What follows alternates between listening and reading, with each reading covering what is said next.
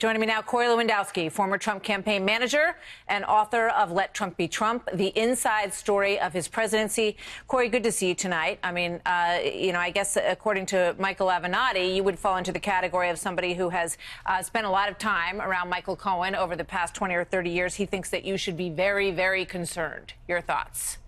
Well, I'm not very concerned, and I've been very clear I have nothing to be concerned about. But look, this is an issue that is one of, did the FBI do something inappropriately? Did they seize material which falls under attorney-client privilege? And if so, are they going to return that information before they look at it so that Mr. Cohen and his legal team have the opportunity to decipher what is privileged material and what isn't privileged material? And we should be very concerned right now that we have an FBI which is raiding the personal attorney of the president without respect to what is or may be attorney-client privilege material. Well, James Kallstrom, who's the former assistant director of the FBI, who we just played a little bit of what he had to say today. He was interviewed by Neil Cavuto, and he made it very clear that he said, you know, when you look back at this case, Mr. Cohen was cooperating.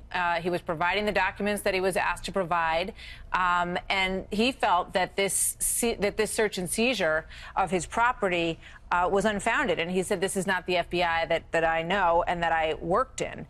Now, that being said, talk to us a little bit about Michael Cohen's role in the Trump organization, because he has been called the fixer. What does that mean? What did he do?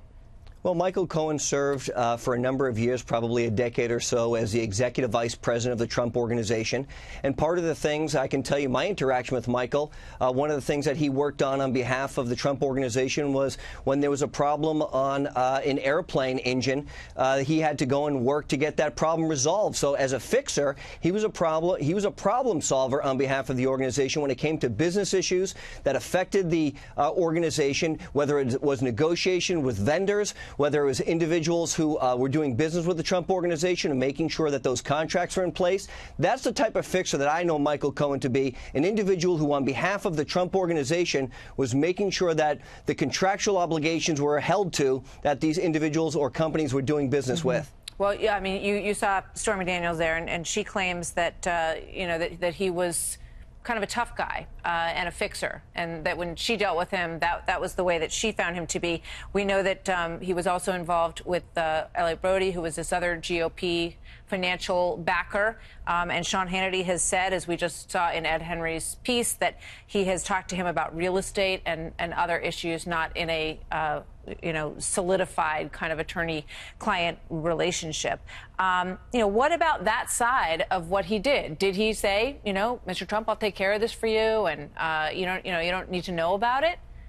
I've never seen that side of Mr. Cohen, and to be clear, I never worked at the Trump organization. I was at the campaign. There were two legally separate entities on two different parts of the building. But, what it sounds like Sean Hannity has said was Michael Cohen was a friend, and he called him for some advice, never paid him, never had a contractual obligation. If that's a crime, if that makes you a client in the world of the FBI, then we have to be very concerned, because, many people call attorneys for simple questions, simple advice, simple requests. Absolutely. That doesn't mean you have attorney-client privilege, so we have to be very careful about that. As somebody who was very involved in the campaign and, I think is still close to the president and discusses things with him, this is the and it really goes to these questions of assumptions, because, now you can say someone's name in this courthouse and suddenly they're swept into some sort of, maelstrom that connects them to some kind of criminality. And I think we just all have to take a deep breath and step back here for a moment and see what the facts are in these cases. But according to an editorial writer in The New Yorker,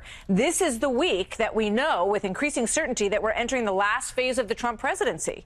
He says it doesn't feel like a prophecy. It feels like a simple statement of apparent truth. He says, I am unaware of anybody who has taken a serious look at Trump businesses who doesn't believe that there is a high likelihood of rampant criminality. Your reaction to those comments?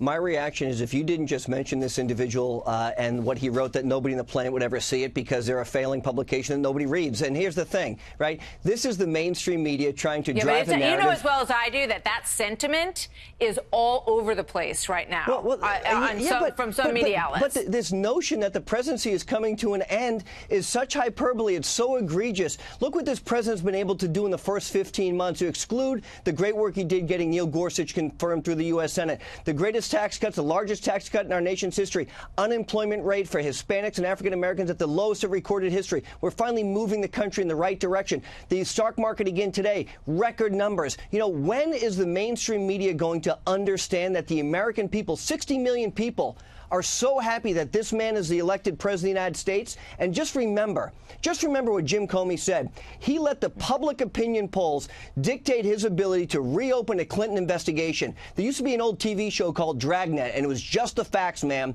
And that's not what happens anymore. We let the mainstream media deliver their own narrative, and what that is doing, it is driving a bureaucracy which is out of control that this president is trying to rein in. Well, you know what? It's worth mentioning that the president was in Florida today. He was talking about the tax cuts. He looked very calm, you know, for somebody who apparently is, you know, swirling into the final days of his presidency, according to some folks. And he seemed pretty focused on the job. So we will see. Corey, thank you very much. Good to see you tonight.